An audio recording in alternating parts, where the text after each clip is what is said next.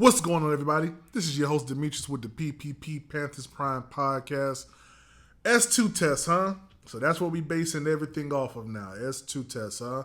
So we're gonna pick our quarterback based on a test. Tap, listen, man. The last time you used analytics to be a determining factor on hiring a coach, we had 2 years and 5 weeks of Matt Rule. My brother, we got this. We got this. Y'all know what time it is. Let's go.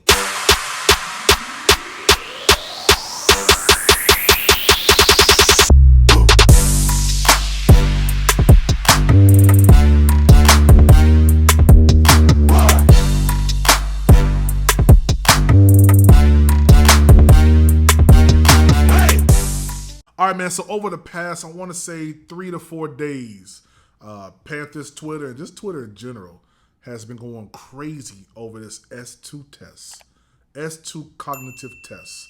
And I'm gonna be honest with you, the Carolina Panthers fans didn't really know about this test until this season right here, only because we have the number 1 draft pick.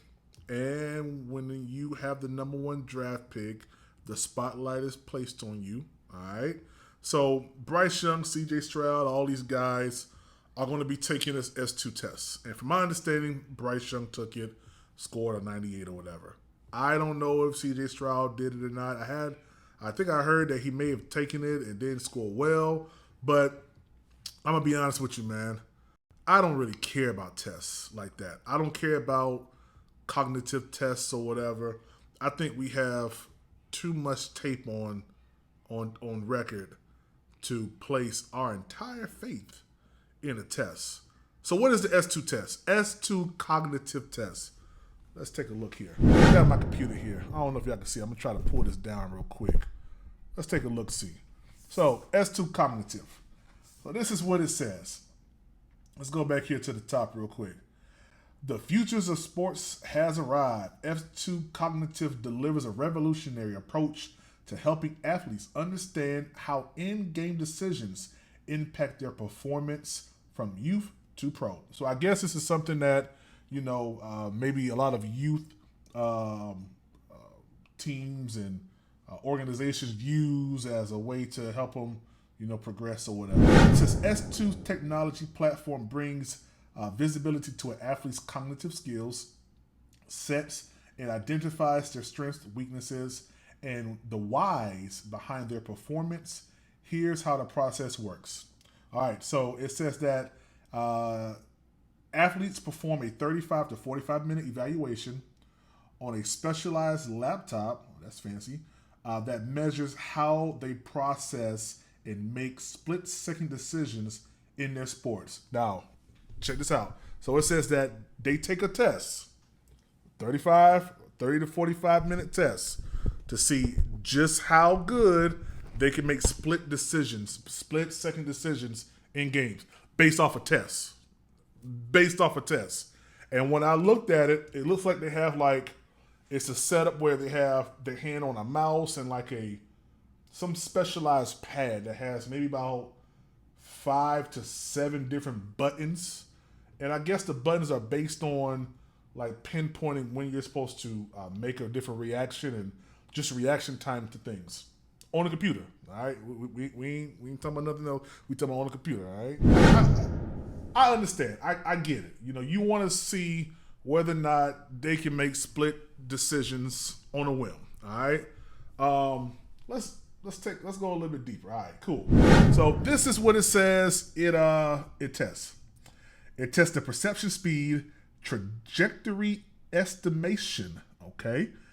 Rhythm control, timing control, distraction control, impulse control, stopping control, and you're not moving. Stopping control and you're not moving. All right, cool. Instinctive learning. And then it totals all that up and then you get a score at the bottom. And I guess this score right here was pretty bad. They got a 61. I guess that's... let's see. It says a 61 is higher than average. Okay, so their grading scale goes like this. It goes 0 to 20 is basic. 20 to 40 is lower average. 40 to 60 is average. 60 to 90 is higher average, and anything between 80 and 100 is excellent. All right, so they say your boy Bryce Young scored an excellent. He scored a 98, which is doggone near perfect. Now, let's be totally honest. Let's be totally honest. I'm basing my number one pick, draft choice, off of a test that's supposed to be testing how an athlete tracks a ball, perceives defense. What else it says? To show that they're not easily distracted, impulse control, stopping control. How are you able to show these things based on a test? That's my biggest question. How are you able to grade this test when they're not moving? They're just hitting buttons on the computer. I think that this S2 test is by far the most, I want to say, lackluster thing I've ever heard, man, to base how good an athlete is. If this was something about, coverages, we're dealing with football. We're dealing with quarterback right now. Coverages, analyzing coverages, which way the pressure is coming.